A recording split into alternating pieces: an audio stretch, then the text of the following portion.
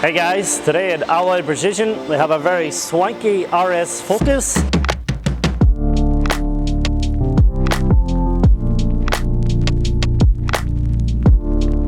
It's just in for some light curb damage. As you can see, it's got some gutter ash here.